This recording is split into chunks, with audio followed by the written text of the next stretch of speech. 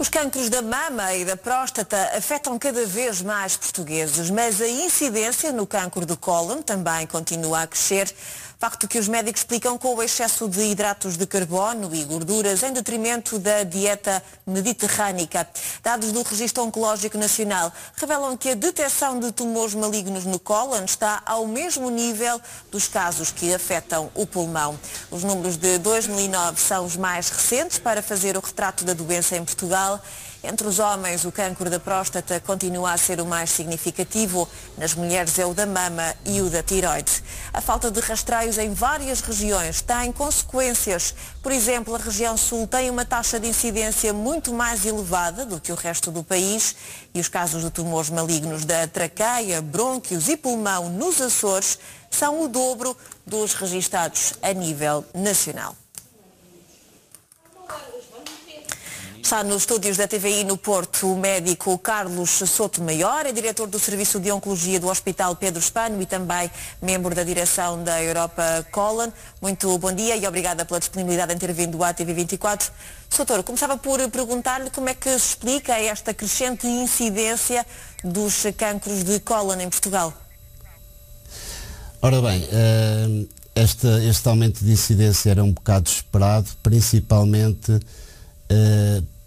pela ação dos carcinogénios e pelo envelhecimento da população e que tem sido um crescimento progressivo e que também tem a ver com uma outra coisa que é importante e que está a falhar, que é a inexistência de um programa de rastreio com base populacional que permite não só em primeiro lugar, detectar os casos mais precocemente e, portanto, torná-los mais curáveis ou torná-los mesmo curáveis. Não podemos esquecer que em Portugal, hoje em dia, morrem cerca de 11 doentes, em média, por dia com cancro coloretal metastizado, portanto, já incurável e sem possibilidade de cura.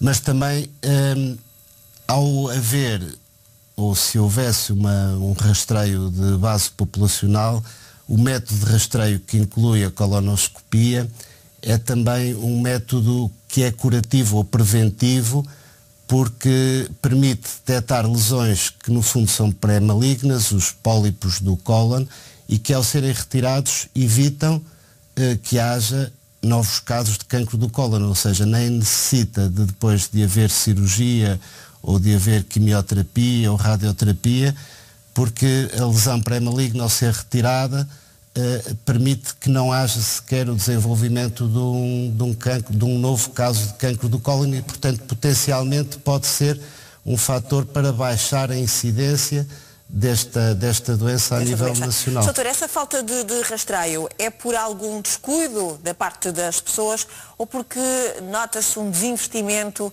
por parte desses programas nacionais, como há pouco referia? Ora bem, as causas são sempre múltiplas e são sempre coisas multifatoriais. De qualquer forma, existe se calhar um empenhamento menor das autoridades também preocupadas com os custos do rastreio, embora é também uma questão de esclarecimento da população e de perceberem também as autoridades que, ao fazer o rastreio, o dinheiro que é feito, investido nesse rastreio e na tentativa de levar as pessoas a fazer esse rastreio, é um dinheiro muito bem usado e que reverte em poupanças enormes, porque mais de 50% dos doentes diagnosticados em Portugal aparecem já com a doença espalhada, com a doença, digamos, metastizada. E isso leva a custos enormes, não só perdas de vida humana, que são custos os mais relevantes, mas também a custos muito grandes em medicamentos, em tratamentos paliativos, em internamentos múltiplos, desses doentes que poderiam ser evitáveis se houvesse um maior investimento no rastreio, nas colonoscopias, na persistência de tentarmos que os doentes façam um rastreio atempado e que haja um diagnóstico mais precoce. Para os casos serem detectados o mais precocemente possível. Doutor, muito obrigada pela disponibilidade em ter vindo à TV24 e também por estas explicações e alertas neste dia em que foram revelados alguns números alarmantes sobre a incidência de cancros em Portugal.